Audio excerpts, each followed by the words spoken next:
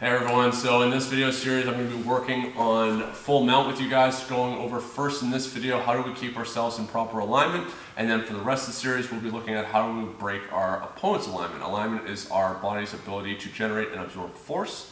The goal is ultimately to keep ourselves in proper alignment at all times so that we can maximize our body's potential, and we break our opponent's alignment, which is posture, structure, and base, to create vulnerability before looking to ever advance through positions or submit our opponent.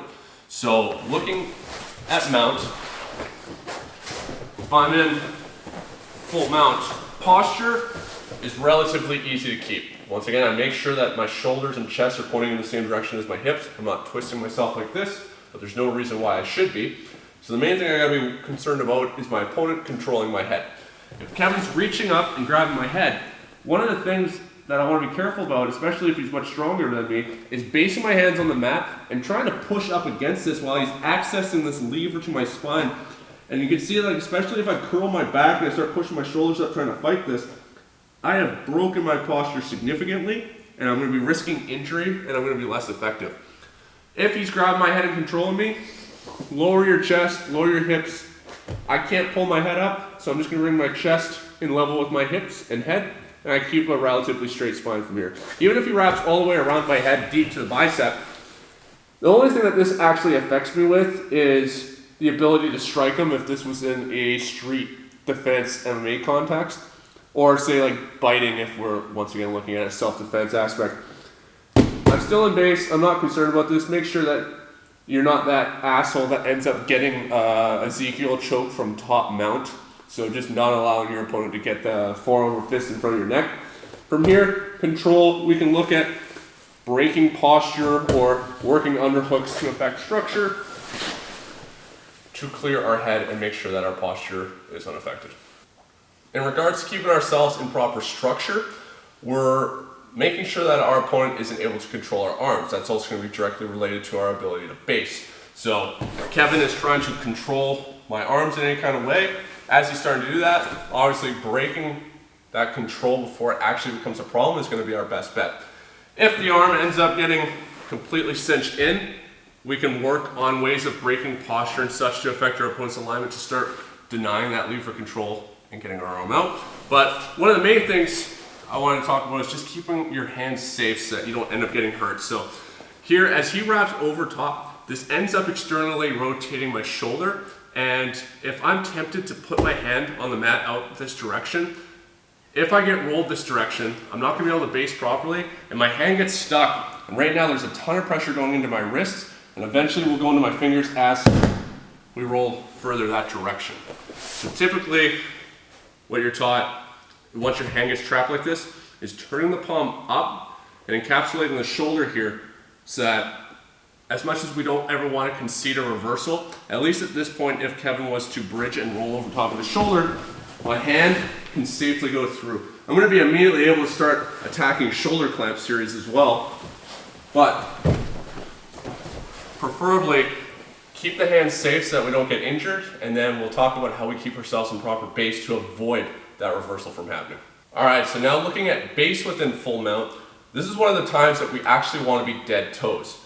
The only times that we want to be dead toes is to either deny lever access to our foot or to lower our center of gravity. Now, lowering our center of gravity is great within full mount to an extent, but there's actually limitations to it, which we're going to talk about. But firstly, what I don't want is the ability for this leg to be accessed as a lever, even if it's just accidental. By having live toes right now, my heel is up and exposed, and if Kevin was to bridge and place his hips over top onto my foot, it actually starts putting pressure into the side of my knee, similar to how a heel hook would, as he is internally rotating my ankle, knee, and hip. Also, my toes can get very injured from here. Keep dead toes. Have your feet curled into your opponent's butt so that we're able to pinch our knees and control the hips. Now, the main thing that we want to talk about is center of gravity. Because unlike side control, where our center of gravity is right to the side of our opponent, it's going to be much harder for them to move us over top of them to the other side, or move us to the side that we're placed. My center of gravity is directly over top of Kevin's right now, so he's going to have a little more control of it and a little more ability to move me. Center of gravity, when we're looking at it from left to right, which are the two main ways that our opponent is able to turn, I just always want to be cautious that if Kevin starts turning to his side, slightly up onto his left shoulder, the main way that his bridge is going to start generating force is to this side, his left, my right. If I keep myself positioned heavily to my right now and he bridges, it's obviously going to have a huge effect against me. So as you anticipate which direction your opponent's going to turn, we always want to shift our center of gravity slightly to the other side so that we're going to have a larger platform of which that our center of gravity can move in safely. So here, as Kevin starts turning to the side, I just make sure that I move my hips slightly off to my left, his right. Now as he tries to bridge, I just end up floating right on top of him still rather than slightly off to the side.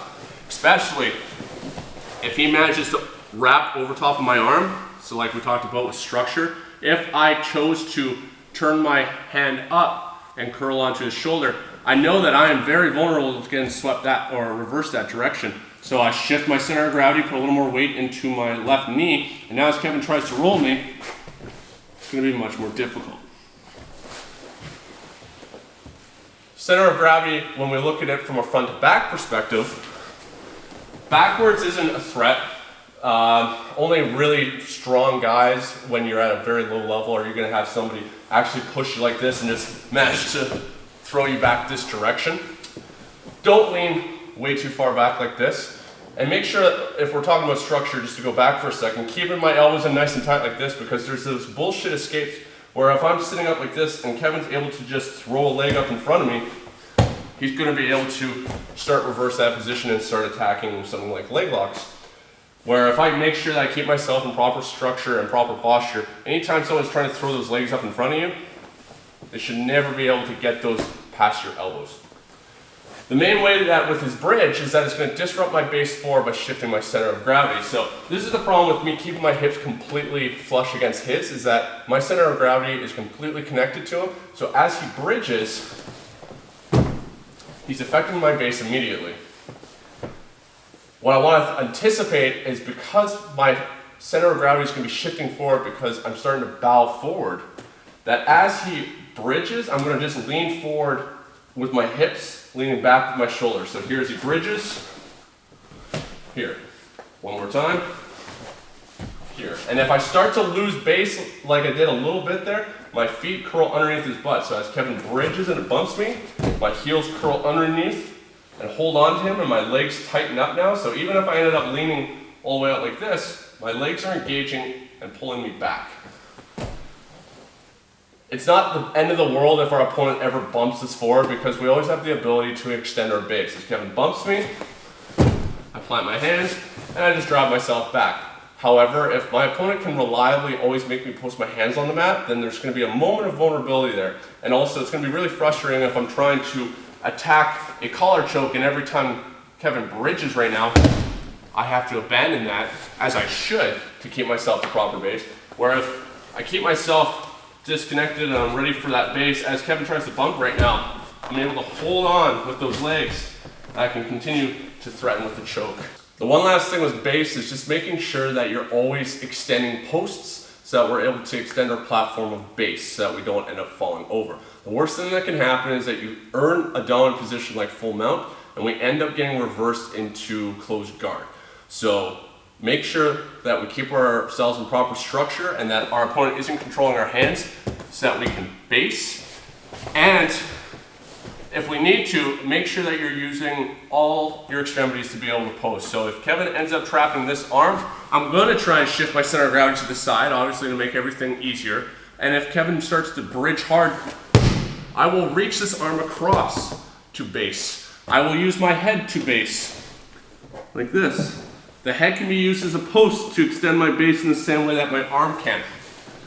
Sometimes this will create a little bit of a vulnerability within our structure, but the most important thing is that we're keeping ourselves on top and we'll regain the alignment as we need to. Legs we don't like to use as much, but ultimately if I'm getting into a bad situation where Kevin has this, my arm trapped, and say he's wrapped over top of my head with his right arm, and as he bridges to his side, if I have to post my leg out like this to stay on top, I will, even though it creates the space that now Kevin's going to be able to start getting a butterfly hook in. I would rather lose a range battle that keeps me on top and allowing to still remain in a dominant position, even if I do recede in my control by ending up in some sort of a guard, than just trying to hold that position and ending up on bottom, which is also ultimately going to put me in the most danger.